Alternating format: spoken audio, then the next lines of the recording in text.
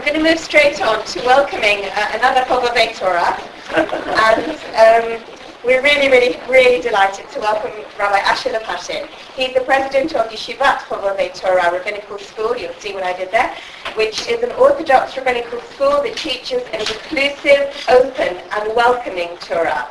Previously, he was the spiritual leader of Anshe Shalom B'nai Israel congregation, a modern Orthodox synagogue in Chicago for 18 years. He received his ordination from Rav Aaron Soloveitchik and Yeshivas Brisk in Chicago and from Yeshiva University as a Wexner Graduate Fellow. He is a Rhodes Scholar with an MPhil in medieval Arabic thought from Oxford University, and he's written lots and lots of things. So we're absolutely thrilled to welcome him. Thank you very much. Really amazing to be here. Thank you. Really, this is like a miracle to have this kind of a crowd on Erev Rosh Hashanah, and no one would believe it, but it really gets to talk, and it says a lot about Anglo Jewry and about this community, the eagerness to wrestle with tough issues, Torah Kadmon, Torah Misinai, all sorts of things, and to learn. So it's a real honor to be here. I'm going to talk for 30 minutes, and then we'll have 10 minutes for questions. So I want to divide it into three parts. First, I want to talk about what I believe is the importance of believing in Torah Misinai and what that does, how that creates a certain type of Yiddishkeit and a certain type of approach to Torah that is so vital. Then I want to talk about the importance of engaging the Western world and the academic world in their perhaps arguments against Torah Misinai. And finally, I want to talk a little bit about Tachlis, practically, as the head of a rabbinical college, training rabbis, and being part of the Orthodox world, a real important approach to Orthodoxy in light of some of the controversy that we're engaged in over the last year or 2 years on the issue of Torah Misinai. So first of all, I gave you my article. The main reason is that this was written like 5 years ago, and Rav Gitz Greenberg is coming out with a blockbuster book. And I want to make sure that I get credit for these theories if you've seen them in his book. So, just go back to my little article and you read his book. But I want to talk about really the paragraphs on page 83, 84, Torah Misinai and Chidush Misinai. I think these are two critical pillars. So first of all, when we talk about oral and written Torah Misinai, it's open to a lot of interpretation by our classic commentators. That's open to a lot of interpretation of the interpretations of our classic commentators. And even just hearing Rav Sam talk about Origin, that was the name of the man in the tallis. So Origin, he talks about this idea that perhaps it's not necessarily something can be a logical relationship. The idea of receiving Torah Misinai, it's not necessarily a chronological relationship, which is something to think about. Also Tamar Ross and it touches on some of these ideas. But I want to argue with the great conservative halachist from Joel Roth, Professor Joel Roth, who says, the main thing, and I quote him from a paper he wrote, the halachic tradition is the given. Theology, bring it in if it works, however it works, but it's mainly the halachic tradition. And I really feel that what has driven Orthodoxy and what has allowed it to survive and to thrive is that it's powered by a theological tradition, by an idea of Torah Misinai, an idea that, and it's poetic, whatever it means, metaphor, whatever it means, I believe it as true, that we stood at Sinai and received this oral and written Torah. So what does that do for us? It gives us a sense of awe and reverence for the Torah, that this is a divine work that we receive from HaKadosh Baruch Hu. But then it goes beyond that sense of awe and that sense of humility that we have been given this responsibility of carrying on this Torah, of learning this Torah, to a sense of that, and that so many of the traditions talk about the ownership that we have of Torah, Yerusha, Kilat Yaakov. It's our Yerusha. Yerusha. It's our legacy. So it goes from a real sense of deep humility and awe and incredible, this moment of the divine meeting the finite, the infinite meeting the finite, and us getting this Torah, Moshe getting the Torah, the Israel, to this sense of, okay, but it's our Torah now, and it's our Shashua. King David calls it, late Torah Shashuai for Abati Belni. He says that your Torah was a Shashua. Remember Rav Aaron Soloveitchik talking about that after he had his stroke, that it was really Torah that gave him the ability to go on, to have a positive attitude, that gave him the strength. It was a Shashua. It's a real toy. The Netziv disagrees with that translation of Shashua, but it's a classic translation. So it goes, this Torah has to be both things. It has to be something that we're in awe of, that we respect tremendously, that we have reverence for, but it's also something that we love to play with, that we have an intimate relationship with. So I put in this paragraph all the midrashim that talk about, some midrashim talk about the Torah in different ways. It talks about the Torah as the ketubah, but many midrashim, and Rashi quotes them, talk about is like a kala, that the Torah is our bride, the Torah is our spouse, the Torah is our beloved. And so we have this relationship of utmost respect and reverence, as we should, for our spouse, for our partner, and at the same time, it's someone we have to want to have a good time with, someone we want to enjoy, someone where we're allowed to open up and become vulnerable. And that's really this relationship I think that Torah Misinai gives us.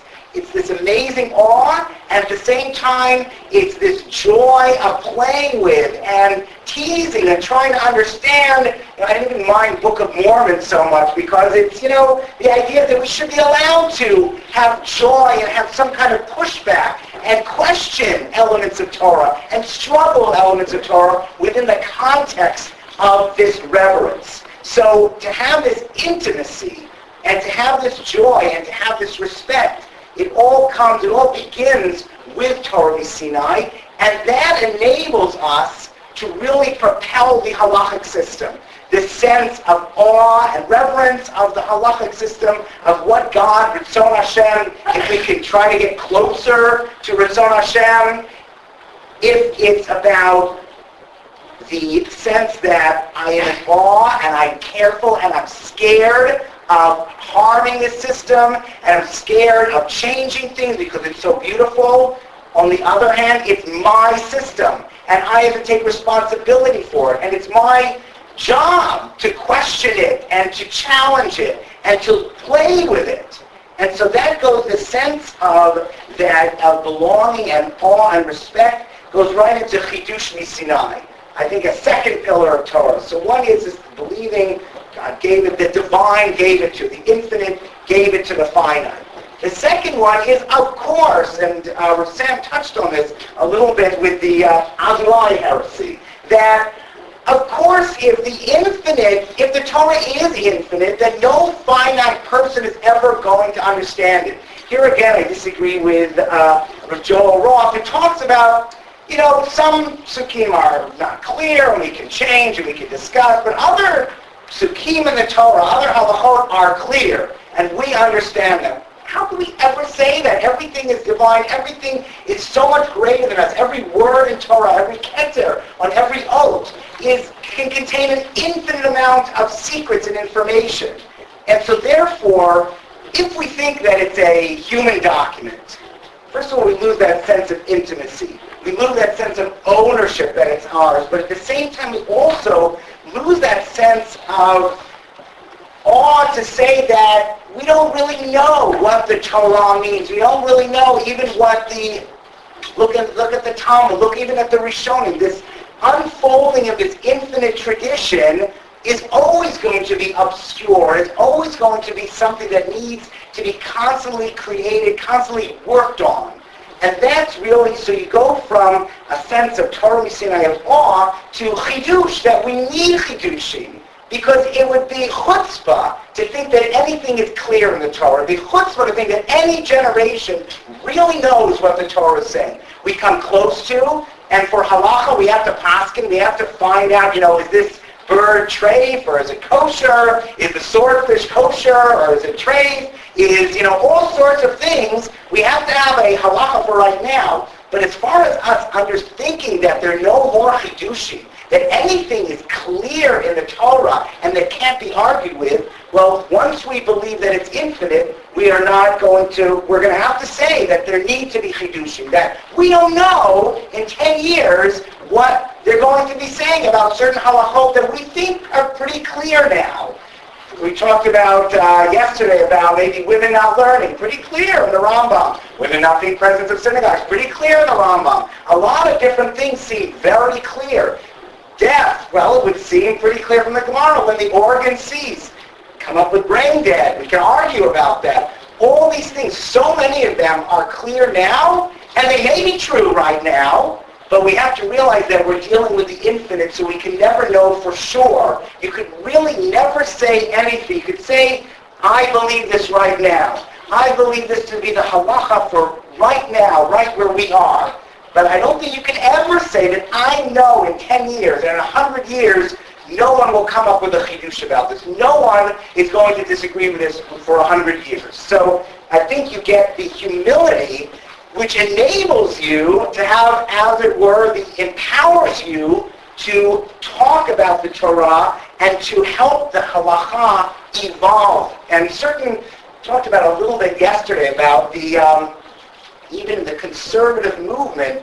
There are certain elements that are very conservative, it's very hard for them to change, and I think some of it is because there is this sense of the halachic tradition comes first, and then we have the theology. When you believe that ultimately it's about trying to wrestle with something infinite, then we're never going to be so secure about a halacha. We're going to say this is what we paskin right now. This is the consensus. This is the majority. Whatever drives the halachic process. But we're never going to be sure that we understand a Gemara 100%, and never going to be sure that we understand a pasuk or a word to 100%. So this is, I think, the amazing thing, the power that a belief in Torah Misinai gives us and allows for orthodoxy to really grow and thrive and change and come up with innovative, creative ideas. And all from a sense of reverence for the Torah, and all from a sense of awe and responsibility. Okay, so at the same time,